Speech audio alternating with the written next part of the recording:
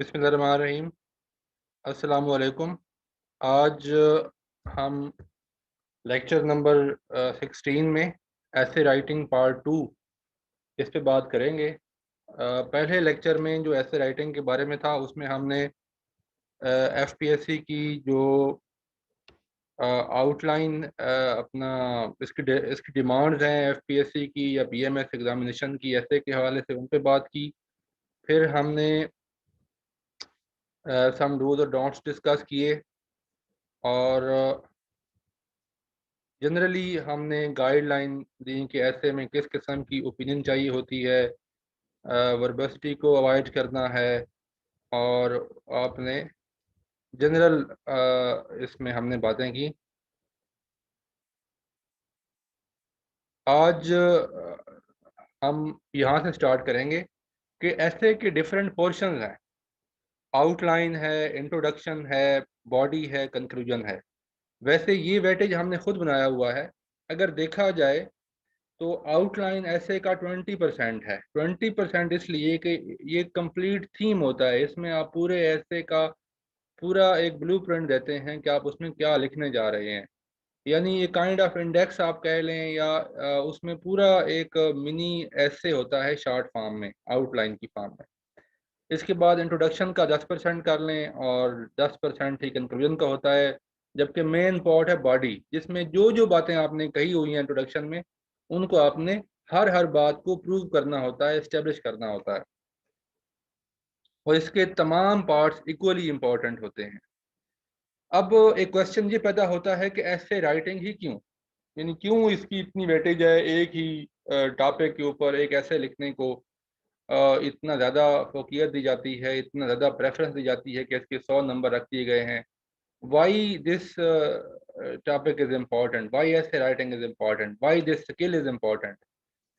Basically वो ये देखना चाह रहे होते हैं कि आप जो बात कहते हैं क्या आप हवा में बात करते हैं या आपकी बातों में कितनी अथेंटिसिटी है। यानी जो आप बात करते हैं क्या उसके पीछे कोई रीज़न भी होती है, क्या उसके पीछे कोई लॉजिक भी होती है, क्या उसके पीछे कोई फैक्चुअल ग्राउंड्स होते हैं या नहीं होते। तो बेसिकली ये आपकी पर्सनैलिटी को भी इवॉल्व करती है, डेवलप करती है कि आप जो भी बात करें वो सॉलिड ग्राउंड पे करें, सॉलिड फुटिंग पे करें। इसके बाद आती है कि जब ऐसे लिखते हैं आप तो आप उसमें अंडरस्टैंडिंग देख रहे होते हैं कि अंडरस्टैंडिंग क्या है, आपने टॉपिक को कितना एक समझा है। फिर एनालिसिस इसमें आ जाता है, इसमें एनालिटिकल स्किल्स आपकी चेक होती हैं। लॉजिकल सीक्वेंस, जब आप एक लंबी बात करते हैं तो उसका सीक्वेंस कैसे मेंटेन करते हैं। फिर ऐसे चूंकि उसमें आपकी प्रॉब्लम सॉल्विंग स्किल्स भी सामने आ जाती हैं कि आप एक इशू को कैसे देखते हैं, उसमें जो प्रॉब्लम्स हैं क्या उनको सॉल्व करते हैं, उनका क्या सोल्यूशन देते हैं आप। स्ट्रक्चर्ड राइटिंग, ये चूंकि ऐसे में एक प्रॉपर आउटलाइन, उसमें इंट्रोडक्शन कंक्लूजन एक स्ट्रक्चर होती है तो आप किस हद तक स्ट्रक्चर्ड राइटिंग कर सकते हैं। फिर आपकी वर्ड्स की सिलेक्शन क्या है, आप कितने बैलेंस्ड वर्ड यूज़ करते हैं, कितने अच्छे वर्ड यूज़ करते हैं, कितने आपकी वोकेबलरी क्या है, आपकी कम्युनिकेशन स्किल्स क्या हैं राइटिंग में। तो ये तमाम चीज़ें आपकी ऐसे राइटिंग में चेक हो जाती हैं। मैं एक लिहाज से अगर ये कहूँ कि ये आपकी पर्सनैलिटी का एक बहुत बड़े पोर्शन का टेस्ट है तो ये बात गलत नहीं होगी। ऐसे राइटिंग आपकी पर्सनैलिटी को भी रिफ्लेक्ट करता है। ये है ऐसे के एसेंशियल फीचर्स। यूनिटी है, कोहेरेंस है, प्रोपोर्शन, बैलेंस। यूनिटी से मुराद ये है कि आप जब एक बात कर रहे हों तो उसी बात को प्रूव करके फिर आगे चलें। कोहेरेंस का मतलब ये है कि आप एक बात से दूसरी बात निकालें, यानी उनके अंदर सीक्वेंस हो। आप एक बात से दूसरी बात निकालें, दूसरी बात से तीसरी बात निकालें, यानी आपकी बातों में एक ऑर्डर हो, सीक्वेंस हो, फ्लो हो, कनेक्शन हो। प्रोपोर्शन से मुराद ये है कि आप जो जितना अहम आइडिया है उसको उतना ज़्यादा स्पेस दें, ज़्यादा टाइम दें और जो लेस इम्पोर्टेंट आइडियाज़ हैं उनको उतनी कम स्पेस दें या उतनी कम उसके बारे में लिखें। यानी प्रोपोर्शन की वायलेशन ऐसे होगी कि अगर आपने एक आइडिया अहम नहीं था उसको, उसके ऊपर आपने 2 पेजेस लिख दिए और एक आइडिया जो कि बहुत अहम था उसके ऊपर आपने 2 लाइनें लिखी तो ये आउट ऑफ प्रोपोर्शन चली जाएगी। तो आपने किस बात को कितनी इंपॉर्टेंस देनी है ये आपका ज़ाहिर करेगा प्रोपोर्शन में। इसी तरह बैलेंस है कि आप अपने ऐसे में किस तरह का बैलेंस मेंटेन करते हैं, ये भी उसी से मिलता जुलता है। अब हम बात करते हैं यूनिटी ऑफ ऐसे को कैसे मेंटेन करना है। यूनिटी क्या है, इसके ऊपर हम पहले बात कर चुके हैं, लेकिन दोबारा मैं इसको एक्सप्लेन कर दूं। ऐसे की यूनिटी ये है कि आप ऐसे में वही बात कर रहे हो जो बात पूछी गई है टॉपिक में, यानी आप उससे हट के बात ना कर रहे हो। आप अपने ऐसे में कोई ऐसा इरेलेवेंट आइडिया या थॉट इंट्रोड्यूस ना करवाएं जिसका ऐसे के टॉपिक से रिलेशन ना हो, कोई तल्लक ना हो, उसको ना इंट्रोड्यूस कराएं। आपने एक चीज़ का ख्याल रखना है कि अगर आपका ऐसे है तो उसमें आपने एक सेंटेंस भी ऐसा नहीं लिखना जो ऐसे के स्पिरिट के या उस टॉपिक के स्पिरिट के या उस टॉपिक से हटके हो। यानी एक सेंटेंस भी एक्स्ट्रा या इरेलेवेंट नहीं होना चाहिए। फॉर एग्जांपल, अगर ऐसे का टॉपिक है educational value of the cinema, तो आप इसमें अगर ग्रोथ ऑफ सिनेमा इंडस्ट्री लिख दें, इसकी हिस्ट्री लिख दें, और सिनेमा के जो हैं किसने इसको इन्वेंट किया, और इसकी मुख्तलिफ ममालिक में इसके क्या ट्रेंड्स चल रहे हैं, इसकी हिस्टोरिकल बैकग्राउंड में चले जाएं, तो ये बात बिल्कुल आउट ऑफ दी वे हो जाएगी, और ये आपका हम कहेंगे कि आपका ऐसे रेलेवेंट नहीं है। Educational value of the cinema है तो आपने अपने ऐसे में सिर्फ educational value of the cinema ही लिखना है। हाँ, इसमें एक चीज़ का ख्याल रखें कि अगर ऐसे में ये पूछा जाता है let's say causes of poverty, इसके बारे में लिखें, तो काजेज का जब आप वो आपसे काजेज पूछता है तो उसमें आप काजेज के साथ साथ कुछ ना कुछ सजेशन भी ऐड कर देते हैं। तो ऐसी सूरत में ये यूनिटी डिस्टर्ब नहीं होती। ये आप इसको एक्सेप्शन कह दें कि अगर आपसे कोई चीज़ का मसले का वजूहात पूछी गई हैं तो आप उसमें साथ साथ सोल्यूशन भी अपनी तरफ से दे सकते हैं, तो वो रेलेवेंस में आएगा, यूनिटी में आएगा। Do not write on other irrelevant aspect of the subject. Unity of ऐसे में तीन चीज़ें हैं, वर्ड्स हैं, सेंटेंसेस हैं, पैराग्राफ्स हैं।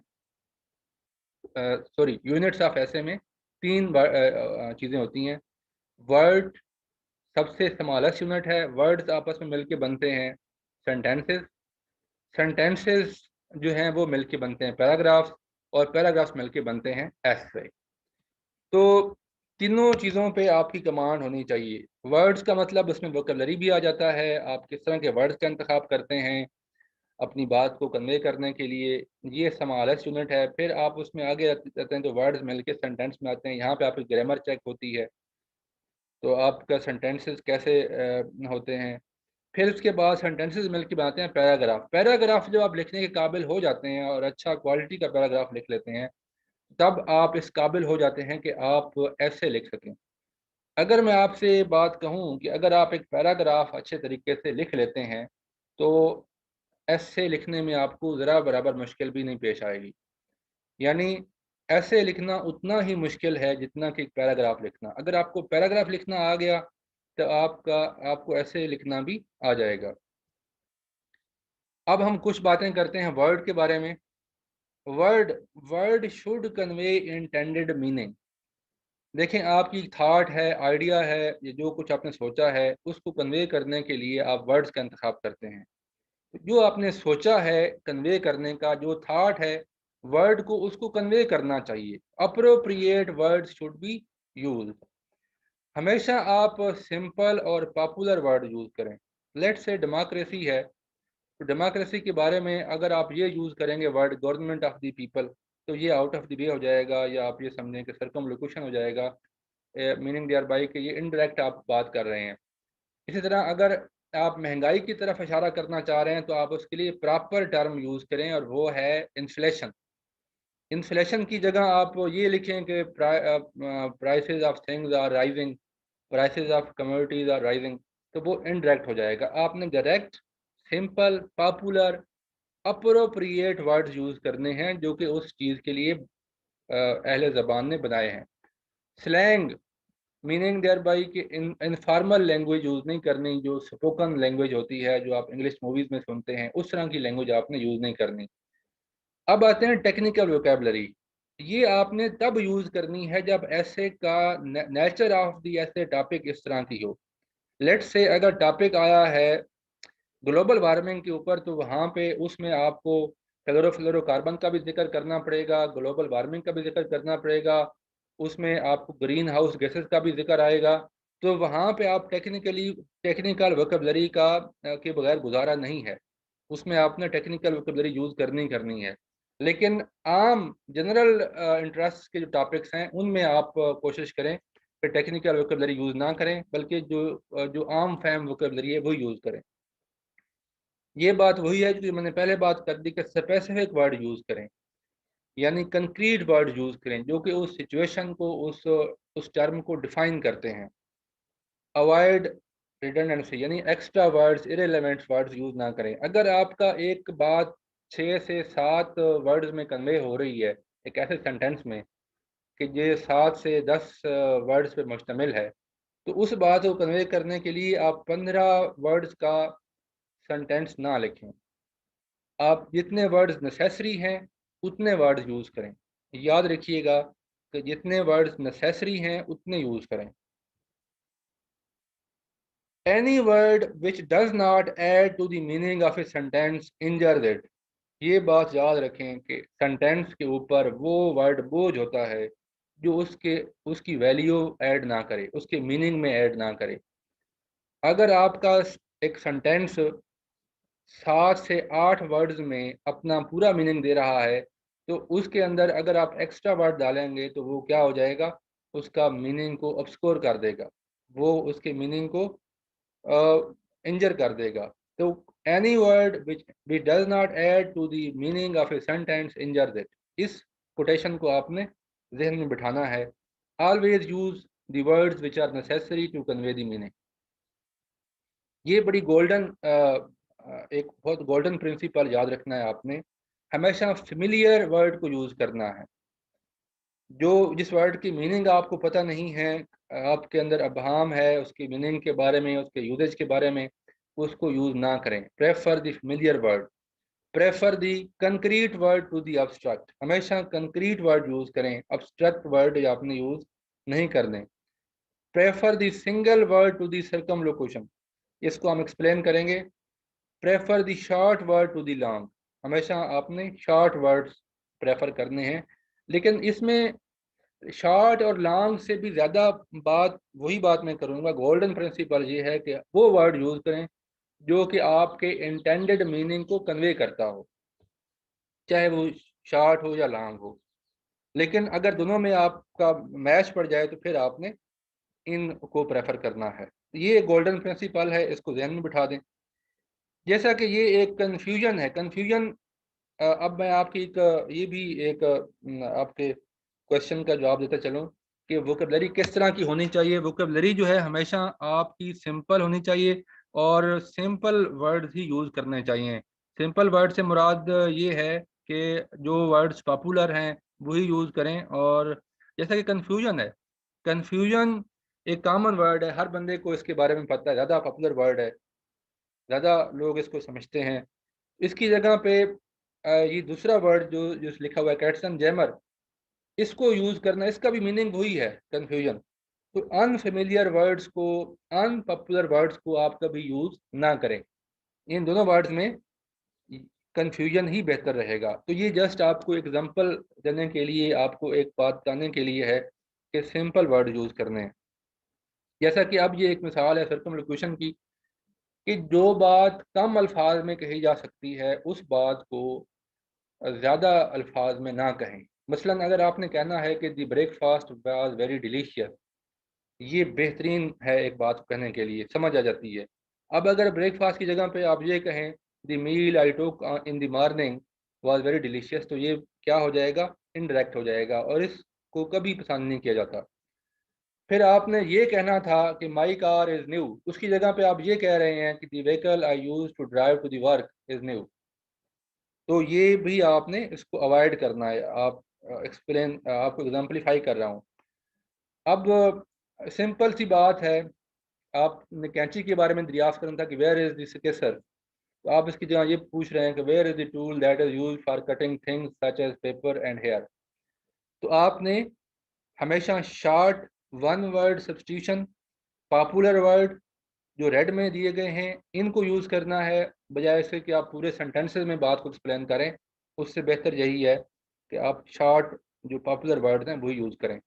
अब आपको समझ आ गई होगी कि ये आप खुद भी कॉमन सेंस की बातें हैं सारी, कि ये बिल्कुल कॉमन सेंस को भी अपील करती हैं कि कौन से अपनी टर्मिनोलॉजी किस तरह यूज़ करनी है। अब आते हैं हम सेंटेंस की तरफ। सेंटेंस में आते हैं। सेंटेंस में भी वही प्रिंसिपल्स हैं। पहले हम बात करेंगे यूनिटी की, फिर हम कोहेरेंस की, फिर हम एम्फेसिस की बात करेंगे। यूनिटी ये है कि एक सेंटेंस में एक आइडिया होना चाहिए। एक सेंटेंस में दो या ज़्यादा आइडिया इंट्रोड्यूस ना करवाएं डिफरेंट किस्म के। जैसा कि मैंने अब दो सेंटेंस बोलूंगा जिसमें यूनिटी की ऐसी की तैसी की गई है। Aslam is brave and goes to office daily. अब असलम की बहादुरी का उसकी हर रोज ऑफिस जाने से कोई तल्लक नहीं है। ये दोनों डिफरेंट आइडियाज हैं। तो आपने क्या गलती की है यहाँ पे कि आपने इस सेंटेंस में दो आइडियाज को एक ही सेंटेंस में डाल दिया है, जिससे हम कहेंगे कि आपने यूनिटी को वायलेट किया है। हाँ, इसमें आप ये कह सकते हैं कि अगर दोनों क्वालिटीज दोनों आइडियाज सेम हैं तो उनको आप लिख सकते थे। दूसरी सेंटेंस में भी आपने यूनिटी को वायलेट किया है। Aslam is a farmer and went to Lahore yesterday. Aslam एक किसान है और कल वो लाहौर गया। तो ये भी यूनिटी की वायलेशन है कि असलम के किसान होने का उसके कल लाहौर जाने से कोई तल्लक नहीं है। अगर आप ये कहें Aslam is a farmer and goes to his field daily, Aslam एक किसान है और हर रोज खेतों में जाता है, तो ये बड़ा रेलेवेंट हो जाएगा। इसमें क्या हम कहेंगे कि इसकी यूनिटी ऑफ सेंटेंस मेंटेन्ड है। अब आते हैं दूसरी चीज की तरफ, वो है कोहेरेंस। कोहेरेंस से मुराद ये है कि एक सेंटेंस के डिफरेंट पार्ट्स हैं तो वो करेक्टली प्लेस्ड हैं, सीक्वेंस में हैं। मसलन ये दो सेंटेंस में बोलूंगा, एक सही एक गलत है और एक सही है। गलत सेंटेंस पहले बोलता हूँ जिसमें वायलेशन ऑफ कोहेरेंस की गई है। He purchase the book from the market with coloured pages. अब मार्केट के साथ लगाया गया है विद कलर्ड पेजेस, इसका मतलब ये है कि मार्केट के जो पेजेस हैं वो कलर्ड हैं, जिनकी कोई सेंस नहीं बनती। उसने मार्केट से किताब खरीदी जिस मार्केट के पेजेस कलर्ड थे, तो ये बात कोई सेंस नहीं आती है। इसकी बजाय होना ये चाहिए कि he purchase the book with coloured pages from the market. ये उसने मार्केट से वो किताब खरीदी जिसके कलर्ड पेजेस हैं।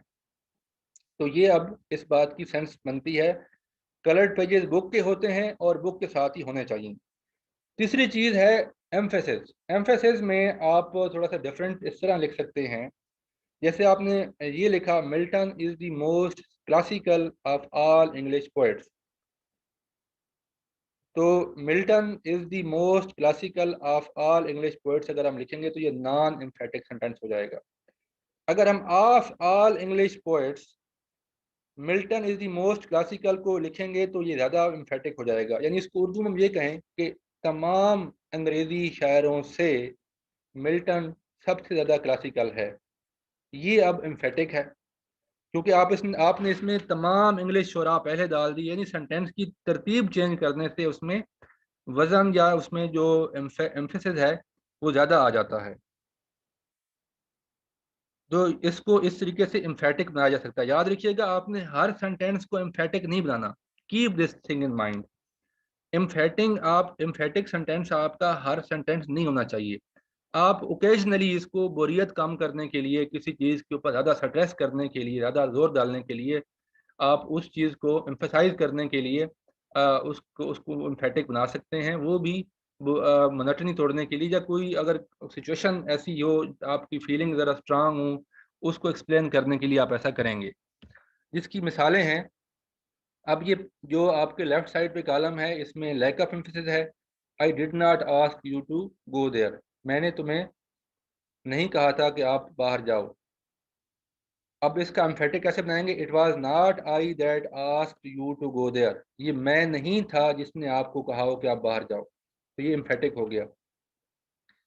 दूसरा सेंटेंस देखें, he died of plague in the year 1989। वो 1999 में प्लेग से मरा, टाउन से मरा। तो ये नॉन एम्फेटिक है, इसको एम्फेटिक हम कैसे बनाएंगे? It was in the year 1989 that he died of plague.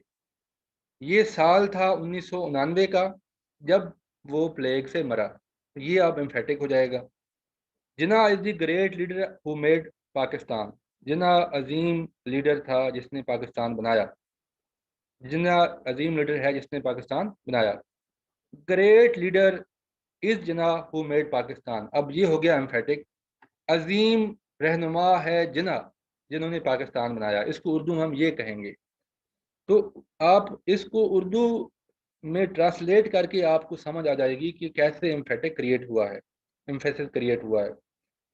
जैसा कि हम बोलते हैं the uses of adversity are sweet, इसी को एम्फेटिक बनाने के लिए आप स्वीट को शुरू में लेते हैं, sweet are the uses of adversity, तो इसे एम्फेटिक हो जाता है। अगेन मैं रिपीट कर दूं कि हर सेंटेंस का एम्फेटिक होना ज़रूरी नहीं है।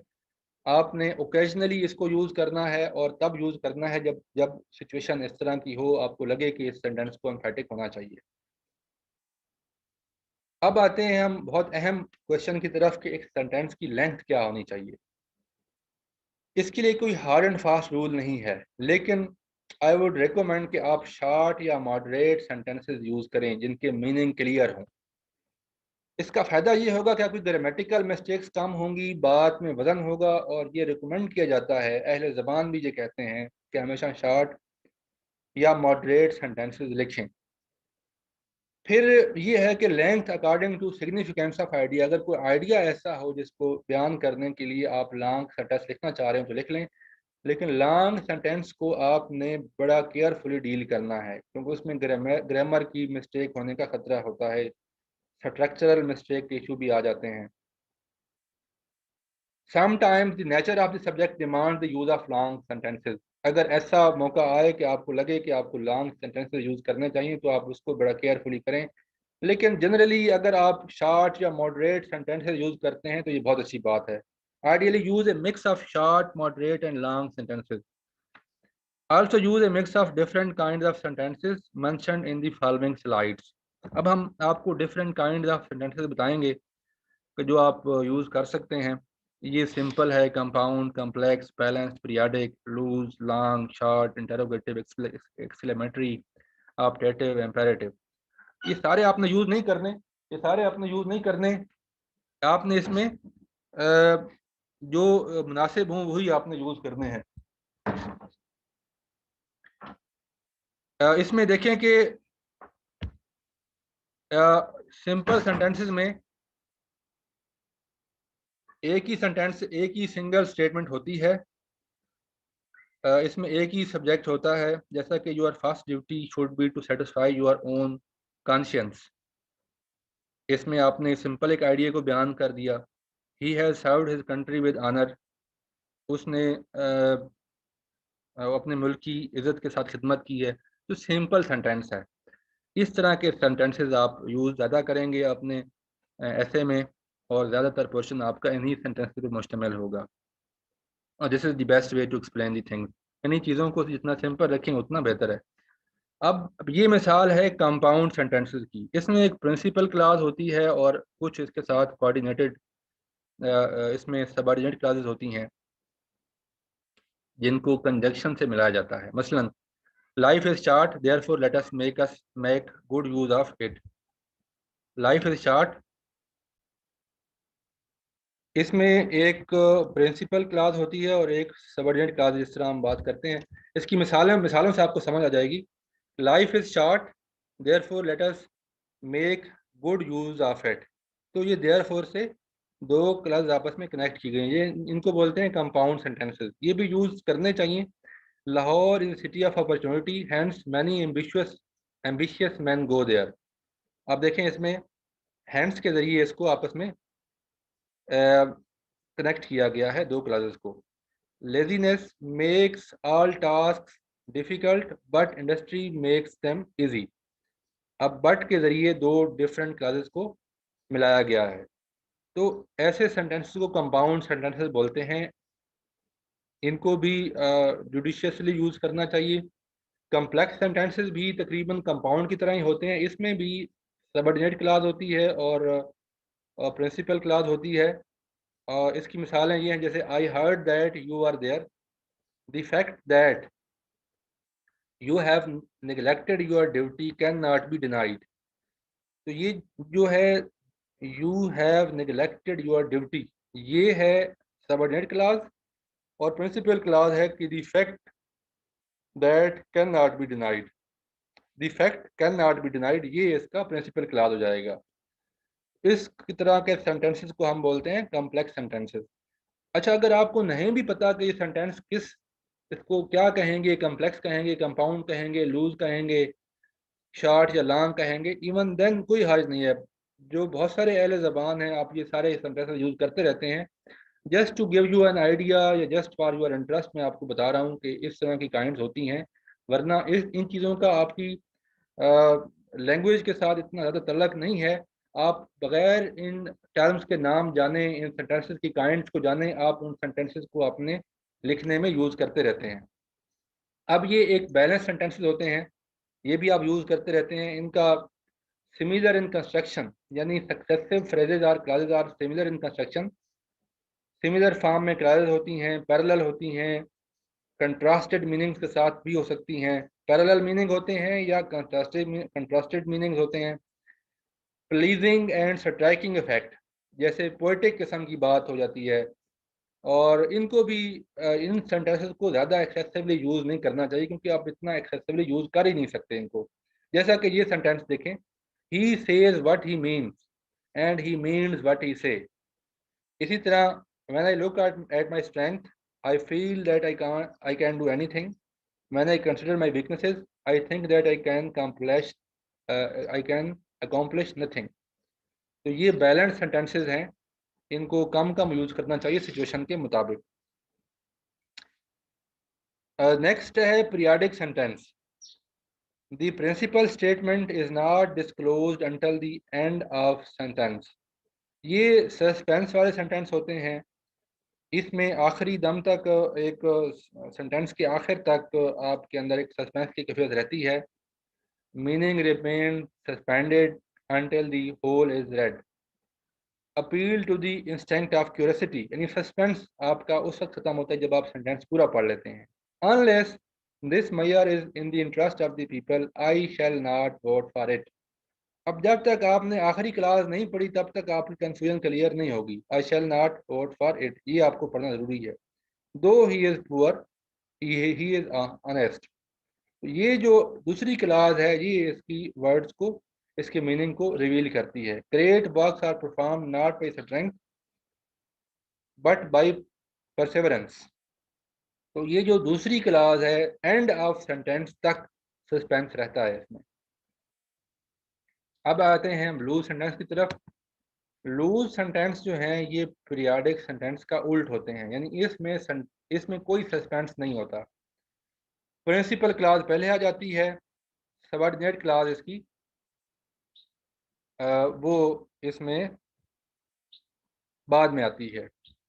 इजी होते हैं, फ्लोइंग होते हैं, नेचुरल, और ये रीडर के ऊपर कोई एक्स्ट्रा स्ट्रेन काज नहीं करते, सस्पेंस काज नहीं करते, कोई सस्पेंस नहीं होता।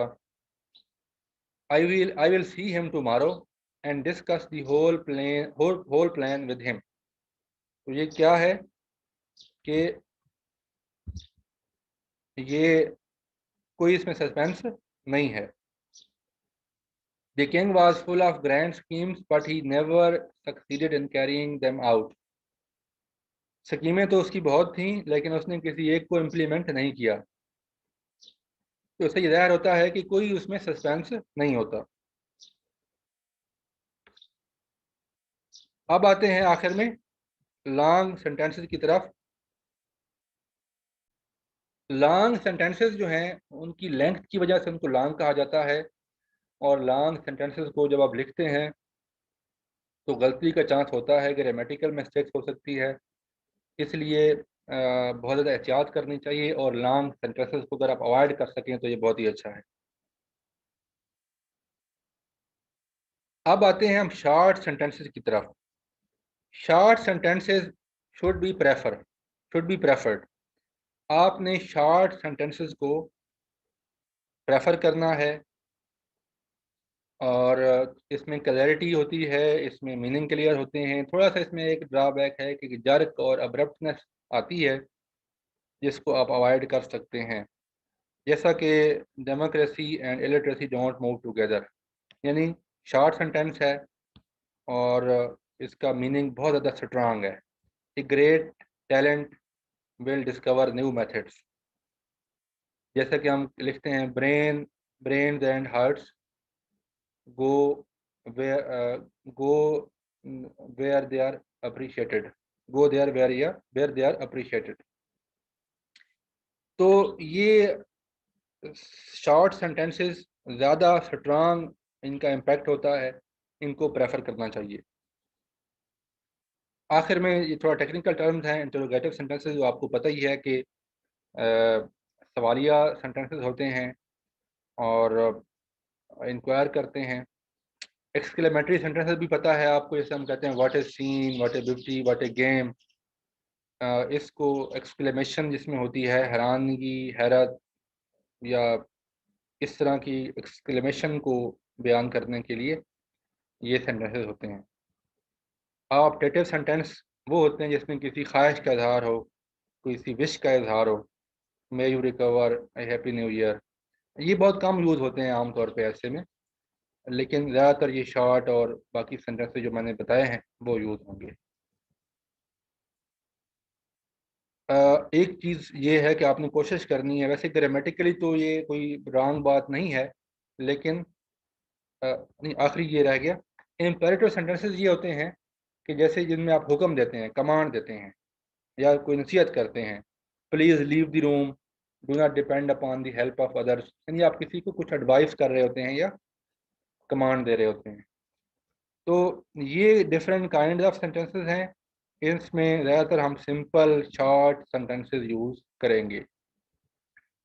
बाकी ऐसे के टॉपिक के ऊपर डिपेंड करता है कि उसमें आपने किस तरह के सेंटेंसेस यूज़ करने हैं। ज़्यादातर उसमें शॉर्ट और सिंपल सेंटेंसेस यूज़ होते हैं। कोशिश करें कि आपका सेंटेंस एंड और बट के साथ शुरू ना हो, यानी शुरू में एंड और बट ना लगे, और इसको अवॉइड करना है। ग्रामेटिकली ये मिस्टेक नहीं है, आप ऐसा कर सकते हैं टेक्निकली, लेकिन एक खूबसूरती के लिए अवॉइड करना चाहिए इन दो अल्फाज से आप अपने सेंटेंस शुरू ना करें। अब आते हैं हम पैराग्राफ की तरफ। पैराग्राफ क्यों लिखा जाता है?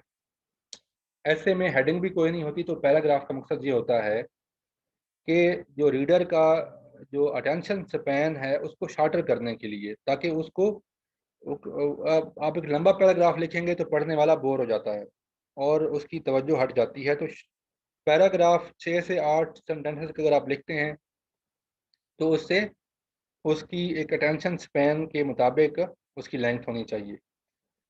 It is a more legitimate way to start new dimension और एस्पेक्ट। यानी पैराग्राफ के अंदर आप कोई नया आइडिया इंट्रोड्यूस नहीं करा सकते। जब आप नया पैराग्राफ शुरू करेंगे तब आप न्यू थाट या न्यू आइडिया को इंट्रोड्यूस कराएंगे।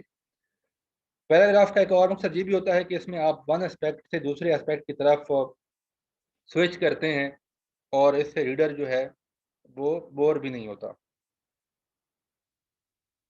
एक बिग टॉपिक को छोटे छोटे पोर्शन में भी स्प्लिट करने के लिए ये भी इसका बेनिफिट है। राइटर और रीडर दोनों के टास्क को आसान करता है। यानी आप छोटे छोटे पोर्शन में उसके बड़े आइडिया को सेपरेट करते हुए, बड़े टॉपिक को सेपरेट करके छोटे छोटे उसके यूनिट्स में, जो कि पैराग्राफ है, उसमें आप अपनी बात अच्छे तरीके से कर सकते हैं। और ये कंप्रीहेंशन, आप बेहतर कंप्रीहेंशन के लिए, बेटर कंप्रीहेंशन के लिए भी पैराग्राफ बहुत ज़रूरी होते हैं। लिहाजा पैराग्राफ बहुत ज़्यादा कुलीदी हैसियत रखते हैं। जैसे कि हमने वर्ड की बात की, सेंटेंसेस की बात की, अब हम आ गए हैं पैराग्राफ की तरफ। तो पैराग्राफ में भी 4 क्वालिटीज़ होती हैं, जैसे कि सेंटेंसेस की होती हैं। यूनिटी है, कोहेरेंस है, एम्फेसिस है, वैरायटी है। इनको हम एक्सप्लेन करते हैं। यूनिटी क्या है? यूनिटी ये है कि एक बॉडी पैराग्राफ की बात हम कर रहे हैं। एक बॉडी पैराग्राफ में एक मेन टॉपिक या थीम होता है जो कि शुरू में आ जाता है, उसको बोलते हैं टॉपिक सेंटेंस। यानी और बाकी तमाम सेंटेंसेस उसी को एक्सप्लेन करते हैं। तो मतलब ये हुआ कि एक पैराग्राफ में आपने एक ही आइडिया इंट्रोड्यूस कराना है, उसी को एक्सप्लेन करना है, उसी को डेवलप करना है, उसी को प्रूव करना है। One idea one paragraph. ना तो आपने एक पैराग्राफ में दो आइडियाज डालने हैं, ना आपने एक पैराग्राफ में दो आइडियाज डालने हैं, ना एक आइडिया को दो पैराग्राफ में लेके जाना है। ये आपने ख्याल रखना है। आपने अपने पैराग्राफ में कोई इरेलेवेंट सेंटेंस भी यूज नहीं करना, यानी कोई not a single sentence should be irrelevant. पहला सेंटेंस आपका जो कि सेंट्रल आइडिया बयान करता है उसको बोलते हैं topic sentence. Other sentences elucidate और illustrate that idea. Unity maintain रहती है क्लैरिटी ऑफ थॉट से और आपकी सब्जेक्ट के ऊपर कमांड से, यानी आप तब ही यूनिटी मेंटेन रख पाएंगे जब आपकी पूरी कमांड होगी। और ये पॉसिबल है कि अगर आपको टॉपिक की कम्प्रीहेंशन है, समझ है, तो आप एक पैराग्राफ में एक ही आइडिया को इंट्रोड्यूस कराएंगे। तो सिंपल सी बात यह है कि यूनिटी से मुराद ये है कि एक पैराग्राफ में एक आइडिया, ये है यूनिटी। उसमें कोई दूसरा आइडिया, दूसरी चीज नहीं उसमें डालना। कोहेरेंस क्या है? कोहेरेंस ये है कि सेंटेंसेस जो हैं that should be in natural and logical order. Sequence होना चाहिए, कनेक्टेड होनी चाहिए, कनेक्टर्स लगाएं उनमें। ऑल सेंटेंसेस इलस्ट्रेट और एक्सप्लेन और प्रूव द टॉपिक सेंटेंस और सेंट्रल आइडिया। टॉपिक सेंटेंस होता है फर्स्ट सेंटेंस, उसी के इर्द गिर्द सारा पैराग्राफ घूम रहा होता है। इसको बोलते हैं कोहेरेंस, जिसमें तमाम सेंटेंसेस कनेक्टेड होते हैं, एक से दूसरी बात, दूसरी से तीसरी बात निकलती है। ये हैं कुछ तरीके कनेक्ट करने के। कनेक्ट करने का एक तरीका ये है कि सीक्वेंस ऑफ थॉट को मेंटेन करें। वो ऐसे होती है कि आप पिछले सेंटेंस से एक सेंटेंस उधार लेते हैं और पिछले सेंटेंस से एक वर्ड बारो करके उसको दूसरे सेंटेंस में डालते हैं। तो ये भी कनेक्टिविटी मेंटेन करता है। जैसा कि आप ये कहें, I went to Lahore, Lahore is a historic city. तो क्या किया आपने, दूसरे सेंटेंस में जो लफ्ज लाहौर डाला वो आपने पहले सेंटेंस से ले लिया। आई वेंट टू लाहौर, मैं लाहौर गया। Lahore is a historic city, Lahore एक तारीखी शहर है। तो जब आप ये बात करेंगे तो आपकी जो कनेक्टिविटी है वो बरकरार रहेगी, क्योंकि आपने उसमें एक कॉमन वर्ड से दूसरी बात आगे बढ़ाई है। फिर इसमें अगर ये ऐसा ना कर पाए तो डिफरेंट वर्ड्स भी आप यूज कर सकते हैं पहले सेंटेंस को दूसरे सेंटेंस के साथ कनेक्ट करने के लिए, जिनमें देयरफॉर है, हेंस है, फॉर दिस रीजन है, owing to this factor, however. आप first, second and the last, यानी आप जब बात करते हैं first point is this, second, secondly आप लिखते हैं, फिर आगे एक सेंटेंस लिखते हैं, फिर आप लिखते हैं लास्ट इन द एंड। यानी इस तरह भी आप लिख सकते हैं, कॉन्सिक्वेंटली, सिमिलरली, फॉर एग्जाम्पल। ये मुख्तलिफ वर्ड जब आप यूज़ करेंगे तो उससे क्या होगा, furthermore, in addition to, additionally, इस तरह के वर्ड से क्या होता है कि आपके सेंटेंसेस आपस में कनेक्ट हो जाते हैं। और इससे क्या होती है, जब आप कनेक्ट करते हैं तो कनेक्शन से क्या निकलता है लफ्ज, कोहेरेंस। एम्फेसिस, एम्फेसिस हमने सेंटेंस के अंदर एम्फेसिस की बात पहले कर ली है। अब आते हैं पैराग्राफ। पैराग्राफ में एम्फेसिस जो है हमेशा सेंट्रल आइडिया पे होता है। इसमें आपने कोई खास तरीके से एम्फेसिस क्रिएट नहीं करना, बल्कि आप वैसे भी इस तरीका में, ऐसे के इस तरीका में हम जो अहम आइडिया है उसको शुरू में लिख देते हैं, और शुरू में जब लिखते हैं तो उसका ऑटोमेटिकली एम्फेसिस क्रिएट हो जाता है। यानी आपको उसके अंदर एम्फेसिस क्रिएट करने के लिए कोई स्पेशल स्ट्रक्चर नहीं चाहिए, उसमें कोई स्पेशली आपको कुछ नहीं करना। जस्ट आपने इम्पोर्टेंट आइडिया को शुरू में डाल दिया, सेंट्रल आइडिया को आपने शुरू में पैराग्राफ के शुरू में डाल दिया, और इससे क्या होता है, एम्फेसिस क्रिएट हो जाता है। तो सेंट्रल आइडिया जब आप डालते हैं शुरू वाले सेंटेंस में, इसको बोलते हैं टॉपिक सेंटेंस। और इसको फिर आप आखिरी सेंटेंस में भी रिपीट करते हैं इन ए कंक्लूडिंग वे, तो इससे भी ये एम्फेसाइज हो जाता है। वैरायटी, वैरायटी वही है कि short and long sentences use करें। अगेन इसमें थोड़ा सा आप चेंज ये समझें कि short sentences they are more recommended and they are much better than long sentences. ये अब तीन तरह के पैराग्राफ्स होते हैं। जो हम ऐसे में लिखते हैं। इंट्रोडक्शन का पैराग्राफ, बॉडी पैराग्राफ जो कि बहुत ज़्यादा होते हैं, कंक्लूजन का पैराग्राफ। याद रखिएगा, इंट्रोडक्शन का भी एक पैराग्राफ होता है, कंक्लूजन का भी एक पैराग्राफ होता है, बॉडी पैराग्राफ बहुत सारे हो सकते हैं। इस स्ट्रक्चर को जब फॉलो करते हैं, आप आउटलाइन बनाते हैं, आउटलाइन के मुताबिक आप इंट्रोडक्शन लिखते हैं, फिर उसके बाद आप बॉडी पैराग्राफ बनाते हैं, फिर आप लिखते हैं कंक्लूजन, तो ये क्या कर रहे होते हैं, आप एग्जामिनर को फैसिलिटेट कर रहे होते हैं स्ट्रक्चर में। जब आप ऐसे का स्ट्रक्चर फॉलो करते हैं, जो कि आउटलाइन है, इंट्रोडक्शन है, बॉडी है, कंक्लूजन है, जब आप इस स्ट्रक्चर को फॉलो करते हैं तो आप क्या कर रहे होते हैं, यू फैसिलिटेट योर एग्जामिनर। और जब आपका एग्जामिनर फैसिलिटेट होता है, इजी फील करता है आपके पेपर को चेक करते हुए, वो आपकी ऑर्गेनाइजेशन से मुतासर होता है कि आपने ऑर्गेनाइज किया हुआ है अपने आइडियाज़ को, और उसके अंदर एक स्कीम नज़र आती है, इसके अंदर एक सीक्वेंस नज़र आता है, उसको तरतीब नज़र आती है, तो वो आपको ज़्यादा मार्क्स देता है। The more you facilitate your examiner, the more you will get from him. ये स्ट्रक्चर आपकी ऐसे है, आउटलाइन है, इंट्रोडक्शन, बॉडी, कंक्लूजन, इसके ऊपर हम डिटेल में बात करने वाले हैं। अब आते हैं हम परी ऐसे नोट्स की तरफ। हमेशा जब भी आप प्रैक्टिस करते हुए कोई भी ऐसे के ऊपर टॉपिक लिखना शुरू करें, तो शुरू के ऊपर उसके ऊपर रिसर्च कर लें। इससे ये होगा कि आपका वो टॉपिक बहुत अच्छे तरीके से तैयार हो जाएगा। लेट्स से अगर आप टॉपिक लिखने जा रहे हैं pros and cons of globalization, तो इस पर अच्छी तरह रिसर्च कर लें, मुख्तलिफ बुक्स और नेट से हेल्प ले लें, आपको बहुत सारा मटेरियल मिल जाता है, उसके मुताबिक फिर आप ऐसे लिखना स्टार्ट करें। परी ऐसे नोट्स में हमेशा हम ब्रेनस्टॉर्मिंग करते हैं कि क्या क्या चीज़ें चाहिए आपको। आप अपने क्वेश्चन लिखते हैं टॉपिक के बारे में, जितने भी क्वेश्चन आपके माइंड में आ रहे हैं उनको आप लिखते हैं। फिर आप कंप्रिहेंसिव नोट्स बनाते हैं ऑन एनी ब्रॉडर टॉपिक। आप डेटा सोर्सेज कंसल्ट करते हैं, कहाँ से कौन सा मटेरियल उठाना है आपने। फिर इस मटेरियल को कलेक्ट करते हैं, उसको फिर कंक्लूड करते हैं, प्रिजर्व करते हैं, और फिर उसको उससे कंक्लूजन निकालते हैं कि आपने उस टॉपिक के ऊपर जितना कुछ पढ़ा है, आपकी अब हतमी राय क्या है। तो ये इस तरीके से आप पर ही ऐसे नोट्स बनाते हैं। अब आते हैं हम लेंथ ऑफ ऐसे की तरफ। लेंथ ऑफ ऐसे मैंने शुरू में बात कर चुका हूँ पिछले लेक्चर में, कि आपने लेंथ के बारे में वरी नहीं करना, जितना आप आसानी से लिख पाएँ उतना बेहतर है। ऐसा ना हो कि आप लेंथ के चक्कर में अपनी क्वालिटी ऑफ ऐसे को कंप्रोमाइज़ कर दें। Focus on quality and relevance of content. ये ज़्यादा ज़रूरी है कि आप क्वालिटी और रेलेवेंस पे फोकस करें। जितना आप अपने नेचुरल स्टाइल में, नेचुरल स्पीड में 130 मिनट में लिख सकते हैं, उतना एनफ है।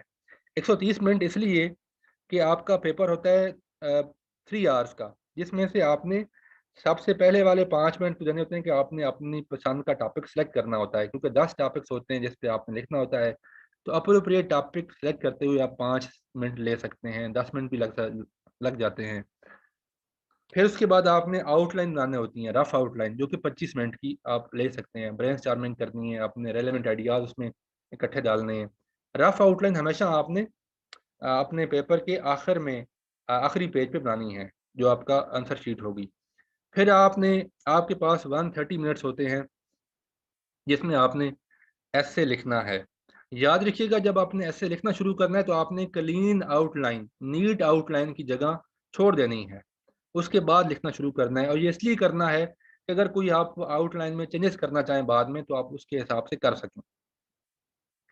इसके बाद आप ये है कि आप 130 यानी 2 घंटे 10 मिनट में ऐसे का टाइम आप रख सकते हैं।